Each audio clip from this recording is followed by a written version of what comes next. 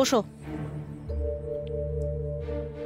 এবার তুমিও বসো, তোমারও শাখা ভাঙা হবে। না, আগে ওর শাখা ভাঙো, তারপর আমার শাখা। ও আমার স্বামীর প্রথম স্ত্রী। বেশ, তাই নাই হোক।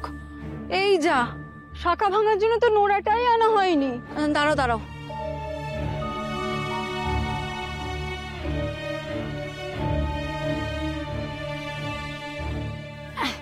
এই নাও, এটা দিয়ে ঠুকলেই তো শাখা ভেঙে যাবে।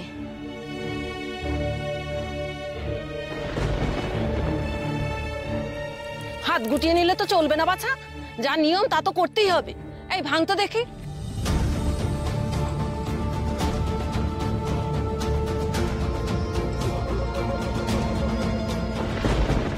দাঁড়াও,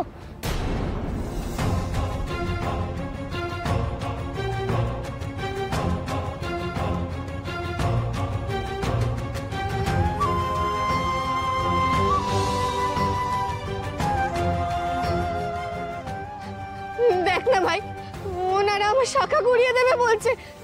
মায়ের পুজো করার আগে আমি ওনার নাম করে এই শাখা পড়েছিলাম, তো ছোট জমিদার বাবুকে বাঁচিয়েছিলাম এই শাখা বলার জোরে। তুই ওদের মানা কর না ভাই, শাখা ভাঙলে যে সব শেষ হয়ে যাবে। মানা কর না ওদের। না শেষ হবে না গো, তোমরা কয়েল দিদির বিশ্বাস এভাবে ভেঙে দিও না গো। হয়তো ওই শাখার জোরে ছোট জমিদার মশাই বেঁচে ফিরবে। একদম এই ছেলেটার কথায় কান দিও না তোমরা। শাখা তো ভাঙতেই হবে, আর তাও আবার এর চোখের সামনে। পদ্মদিদি, দয়া করে এভাবে কয়েল দিদির বিশ্বাস তুমি ভেঙে দিও না। দেখ তবে তোর কয়েল দিদির বিশ্বাস ভাঙতে পারি কিনা। আর তোমরা হাত গুটিয়ে বসে রইলে কেন?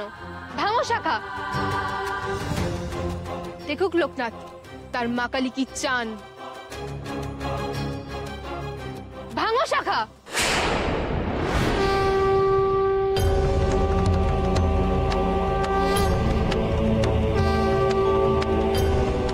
এবার কি ঠিক মতো বাড়ি মারতেও পারো না? পাথরটা যে অমন করে হাত থেকে ছিটকে এলো কি করে বুঝলাম না তো দিদি। আমি তো শাখার উপরেই বাড়ি মারলাম। দাও দাও, আমাকে দাও, ও তোমার কম্য নয়।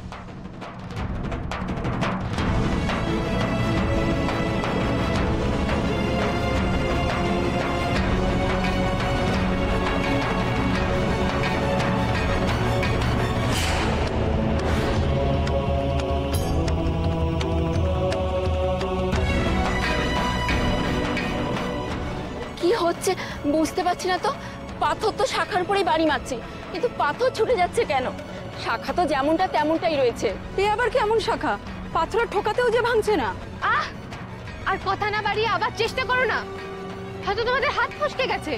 শাখা তো ভাঙতেই হবে না, ভাঙো শাখা।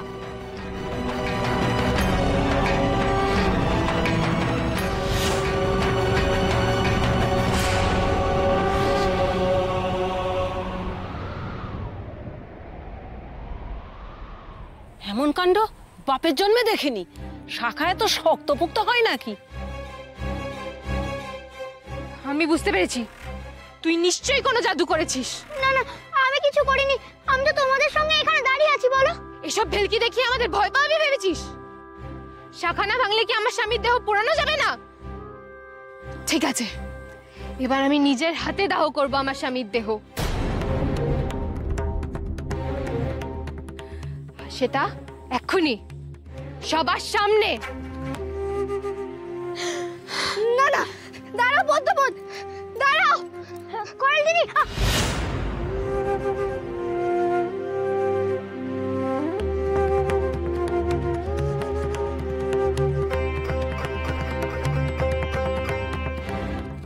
উমা, এই পাথরটা কেমন অদ্ভুত দেখতে। দেখ লোকনাথ। হ্যাঁ রে, এই পাথরের একদিকে সাপের ফণার মতো আঁকা, আর অন্যদিকে অর্ধচাঁদের অবয়বের মতো কেন?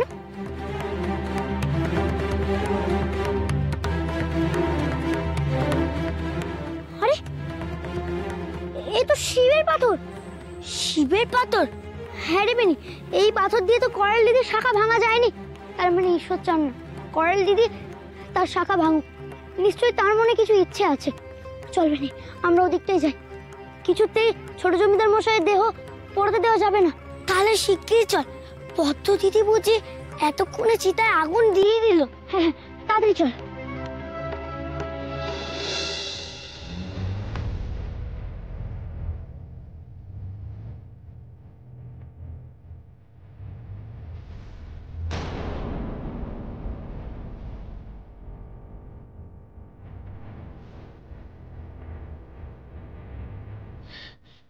এ কি করলে কি পদ্ম?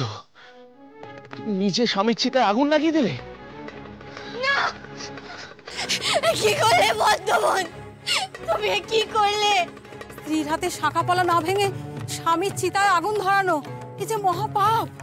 তার থেকেও বড় পাপ করেছে এই করালি। ও শুধুমাত্র লোকনাথের কথা শুনে শাখা ভাঙেনি, কিন্তু আমি চাই না আমার স্বামীর নরকে ঠাঁই হোক, তাই আমি চিতায় আগুন দিয়েছি।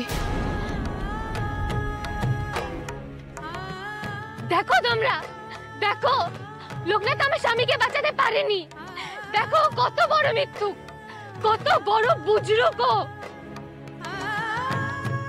আজ সবার কাছে পরিষ্কার হয়ে গেছে লোকনাথের স্বরূপ। তোমরা সবাই ওকে বিশ্বাস করে কত বড় ভুল করেছো। দেখো সত্যি তো, ছোট সন্ন্যাসী এতদিন যা চেয়েছেন সবই ফলে এসেছে, কিন্তু আজ কেন ফলছে না? তবে কি ছোট সন্ন্যাসীর হাতে কোনো অলৌকিক শক্তি নেই? মা কি তবে ওর কথা শোনেন না? নিজের চোখে দেখছো তো তোমার স্বামীর চিতা কেমন দাউ দাউ করে জ্বলছে। এবার চলো, শাখা ভাঙবে চলো।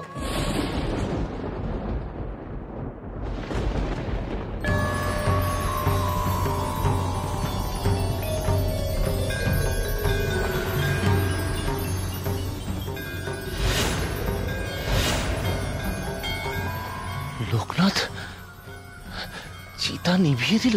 এ কি সর্বনাশ করলে ছোট সন্ন্যাসী? মৃত মানুষের চিতা নিভিয়ে দিলে? হে ভগবান, এ যে ঘোর অমঙ্গল। দাহর আগে চিতার আগুন নিভে যাওয়া যে মহা সর্বনাশ। কেন গো, সর্বনাশ কিসের? কেন এই কাজ করলে ছোট সন্ন্যাসী? এবার এই মৃতদেহ অপদেবতা হয়ে সব তছনছ করে দেবে, গোটা গা উজাড় হয়ে যাবে। এত বড় অপরাধ করলো লোকনাথ, এরপরেও আপনি চুপ করে থাকবেন দাদা? জিজ্ঞাসা করুন কোন সাহসে এত বড় অপরাধ করলো? কেন নেভালো আপনার ভাইয়ের চিতার আগুন? তোমার ভাই অপদেবতা হবে না জমিদার মশাই, কারণ তোমার ভাইকে আমি বাঁচিয়ে তুলবো। কেন আমাকে মিথ্যা প্রতিশ্রুতি দিয়ে কষ্ট দিচ্ছ লোকনাথ?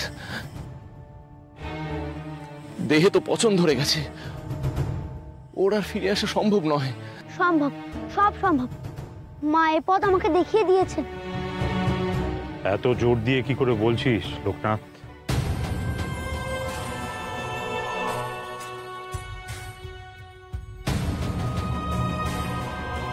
এই পাথরটা দেখো আচার্যদেব, ভালো করে দেখো।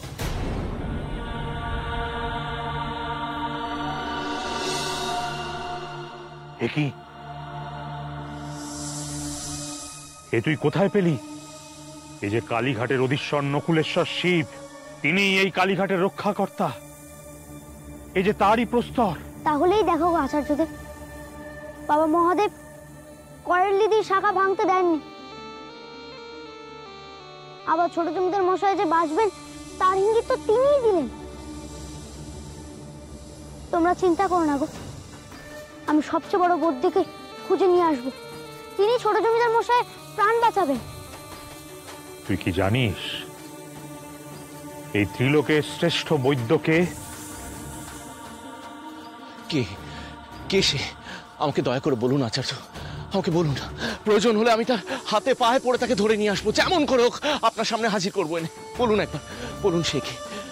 কিন্তু আপনি তাদের কোথায় পাবেন জমিদার মশাই? তারা যে এই পৃথিবীর কেউ নন। তবে তবে কি হবে? পুরাণ মতে অশ্বিনী কুমার দয় হলেন স্বর্গের বৈদ্য, আর তারা হলেন নকুলেশ্বর শিবের আশীর্বাদ ধন্য। হয়তো স্বয়ং শিবই লোকনাথকে এই পথ দেখিয়ে দিয়েছেন। কারণ একমাত্র অশ্বিনী কুমার দই পারেন চিকিৎসার মাধ্যমে মৃত মানুষের মধ্যে প্রাণের সঞ্চার করতে।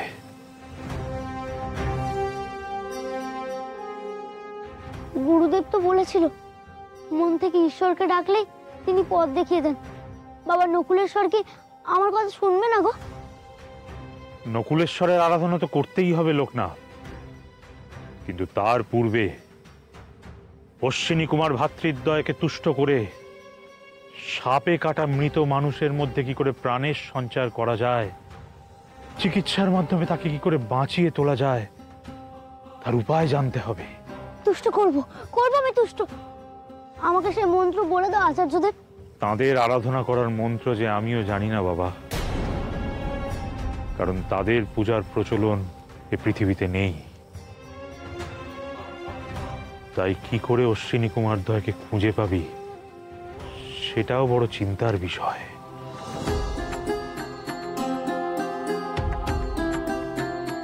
এত আশার মাঝে সব অন্ধকার হয়ে যাবে। আচ্ছা মশাই, সেই বৈদ্যদয়ের খোঁজ পাওয়া যাবে না? হ্যাঁ জমিদার মশাই, আপনি যথার্থই বলেছেন। লোকনাথ, তাদের খুঁজে পাওয়া সত্যিই দুষ্কর, কিন্তু তার চেয়েও বড় চিন্তার বিষয় হলো এই মৃতদেহে পচন ধরতে শুরু করেছে। 3 দিন পরেই তা কঙ্কালের রূপ নেবে, তখন আর কিছুই করার থাকবে না। লোকনাথ, তুই বড় বেশি ঝুঁকি নিয়ে ফেললি।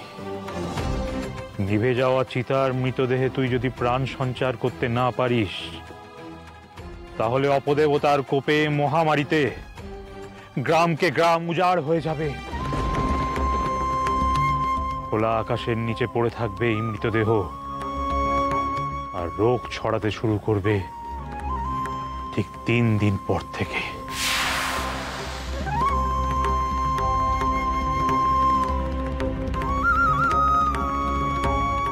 একটা মানুষকে বাঁচাতে গিয়ে তুই হাজার হাজার মানুষের মৃত্যু ডেকে আনবি লোকনাথ। ভালো করে ভেবে দেখ বাবা, পারবি তো? পারবি তো লোকনাথ? কথা দিয়ে কথা রাখতে পারবি তো?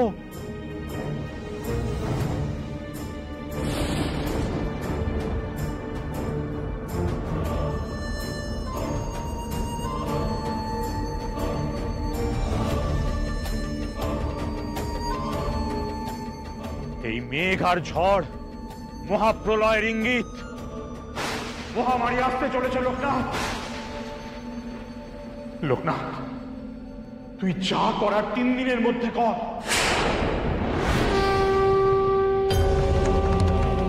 আমার বড় ভয় করছে লোকনাথ। এত বড় ঝুঁকি নিলে সামলাতে পারবি তো ভাই? এখন তো শুধু ছোট জমিদার বাবু নয়, গ্রামের সব মানুষের প্রাণ তোর হাতে।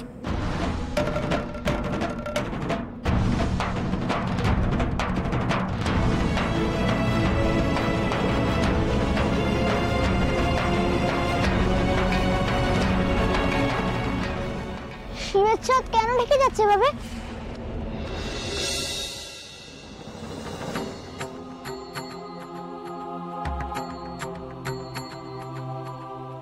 এতদূর তো তোমার ইশারাতে এসছি মা।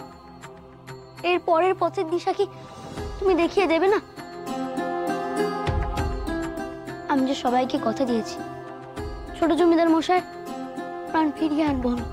3 দিনের মধ্যে শ্রেষ্ঠ বুদ্ধকে খুঁজে বের করবো। হে বাবা নকুলেশ্বর, তুমি বলে দাও না আমি কি করব? খুব তো বললেন লোকনাথ, 3 দিনের মধ্যে বৈদ্য খুঁজে আনবি। কি করে খুঁজে আনবি বলতো? তুই তো ওদের চিনিস না, কোথায় তাকে জানিস না। তুই ঠিক বলেছিস রেবেনি, কিন্তু উপায় তো কিছু একটা বের করতেই হবে। তারা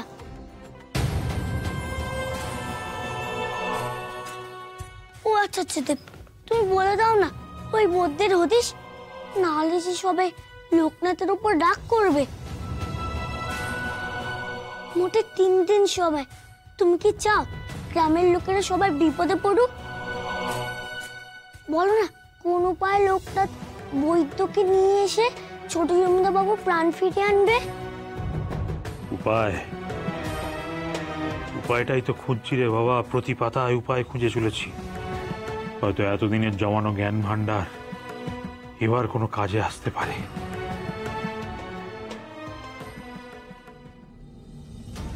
এই ঝোড়ো হাওয়াতে তো মশালের আগুন নিভে যাবে মনে হচ্ছে। সাবধান জমিদার বাবু, নিজেদের প্রাণ বাঁচাতে হলে মৃতদেহের পাশের মশাল কিছুতেই নেভানো যাবে না। এই 3 রাতের মধ্যে আগুন নিভলে অপদেবতা এসে নিমেষে সব ছারখার করে দেবে, আর দেহকেও শিয়াল কুকুরে টেনে নিয়ে যাবে। না না, আমি এই মশাল নিভতে দেব না। আমি আগলে রাখবো এই মশালকে।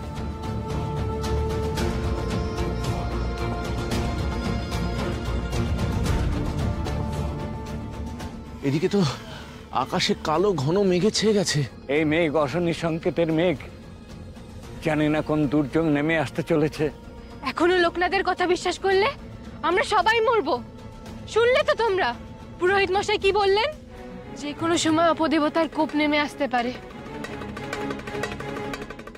এখনো কি তোমরা লোকনাথের বুজরুকিতে বিশ্বাস করে মরা আগলে রাত জাগবে? আমি তো আপনার ভাইয়ের স্ত্রী দাদা। আমার চোখের সামনে আমার স্বামীর দেহ নিয়ে অপদেবতারা টানা হিচড়া করবে, সেটা আমি সহ্য করতে পারবো না।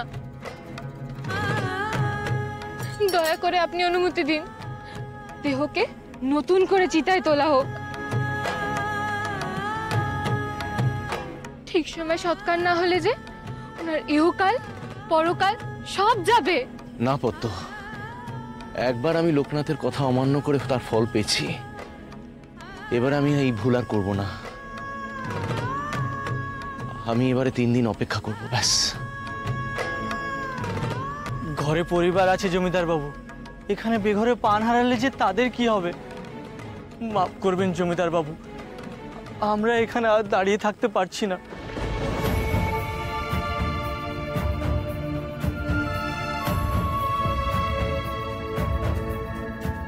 কিন্তু এইভাবে মৃতদেহকে একলা ফেলে রাখা ঠিক নয়। মানুষ বেশি থাকলে বন্য পানি অপদেবতারা কাছে ঘেঁষতে ভয় পাবে। কিন্তু পুরোহিত মশাই, আমি ওদের আটকাই কোন অধিকারে? সবারই তো নিজে নিজে প্রাণের ভয় আছে। কেউ না থাকুক, আমি থাকবো পাহারায়। তবে যে মশাল জ্বলছে সারা রাত যেন কোনোভাবেই আগুন না নেভে। তবে আজ আসি জমিদার বাবু। কিন্তু হাতে সময় যে বড় কম। লোকনাথ, বেনি, তোরা একটু দেখ না বাবা, পুঁতিগুলো কেটে তোরা কিছু পাস কিনা দেখ তো বাবা, দেখ দেখ, এনে দেখ।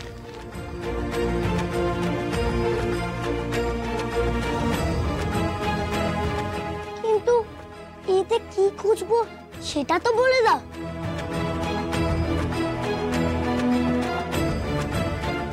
ওই অশ্বিনী কুমারদের মর্তে আনার উপায়। লোকনাথকে যে তাদেরই আরাধনা করতে হবে। এনারাই তো সর্বশ্রেষ্ঠ বৈদ্য, তাই না? এনাদেরই তো আমাকে আহ্বান জানাতে হবে। হ্যাঁ রে বাবা, অশ্বিনী কুমার দ্বয় বিশাল জ্ঞানী, ধন্বন্তরী যাদের বলে। তাহলে এনাদের পুজো হয় না কেন? এনারা স্বর্গের অধিবাসী হলেও মর্তে কেউ তাদের পূজা করে বলে তো আমি শুনিনি। তবে দেবতা যখন নিশ্চয়ই তাদের পূজা করার কোনো মন্ত্র আছে, তাই তো আমি খুঁজছি পুঁথিতে। নেনে তুইও খোঁজ। আমাদের যত তাড়াতাড়ি সম্ভব ঐশ্বরিক মধ্যে আরাধনার উপায় বের করতে হবে।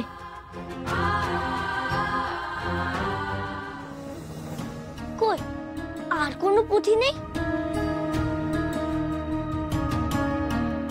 না, কোথাও হদিশ পাওয়া গেল না। এ পুঁথিতে তো কিছুই লেখা নেই দেখছি। আচার্যদেব, আর কি কোনো উপায় নেই তাদের খুঁজে বের করার? আমার যে তা জানা নেই লোকনাথ। তাহলে যে তোমার কথা সত্যি হয়ে যাবে। মহামারীর কোপ থেকে গ্রামবাসীরা কি করে বাঁচবে?